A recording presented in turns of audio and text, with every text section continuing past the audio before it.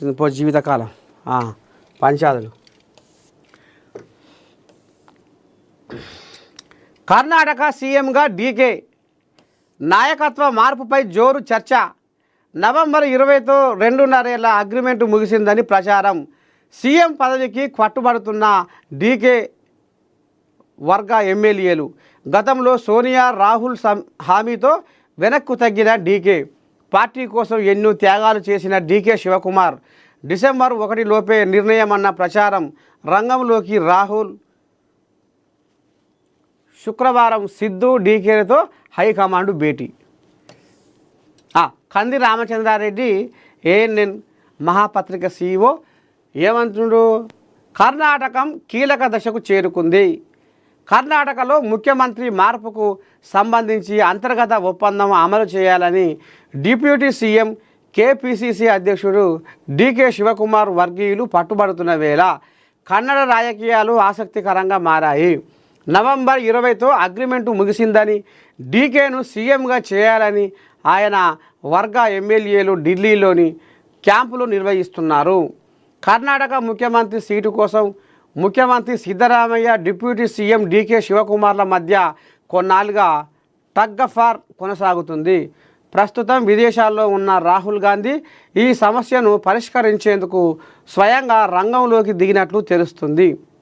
వేచి ఉండండి, నేను మీకు కాల్ చేస్తా అని డీకే శివకుమార్కు రాహుల్ ఓ మెసేజ్ పెట్టారు.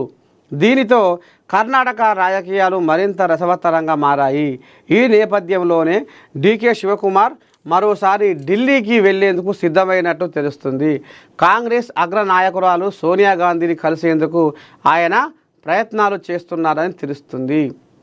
డిసెంబర్ 1 లోపే సీఎం మార్పు. కర్ణాటకలో సీఎం మార్పుపై జరుగుతున్న ప్రచారానికి కాంగ్రెస్ అధిష్టానం త్వరలోనే చెక్ పెట్టనున్నట్టు తెలుస్తుంది. డిసెంబర్ 1న పార్లమెంటు శీతాకాల సమావేశాలు ప్రారంభమయ్యే నాటికి హైకమాండ్ నాయకత్వ మార్పుపై ఓ నిర్ణయం తీసుకునే అవకాశం ఉందని పార్టీ సీనియర్ నాయకులు చెబుతున్నారు. దీనిపై చర్చించేందుకు రాహుల్ గాంధీ, కాంగ్రెస్ అధ్యక్షుడు మల్లికార్జున ఖర్గేలు భేటీ అయ్యే అవకాశాలు ఉన్నట్లు తెలుస్తుంది.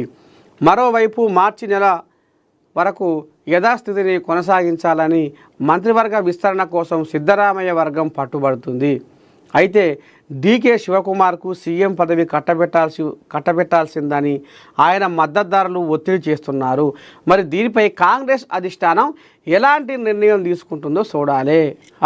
ఇక డీకే శివకుమార్ కూడా పెద్ద కుర్చీ ఎక్కాలని తెల్లనాక నిద్రపోకుండా కర్రలు కంటుండాట, కాపు కాస్తుండాట.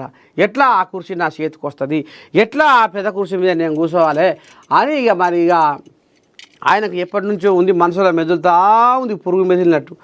ఇక మరి చూడాలి అధిష్టానం మరి ఏం నిర్ణయం తీసుకుంటుంది, ఏంది ఏం కథ, రేపు ఎట్లా జరగబోతుంది.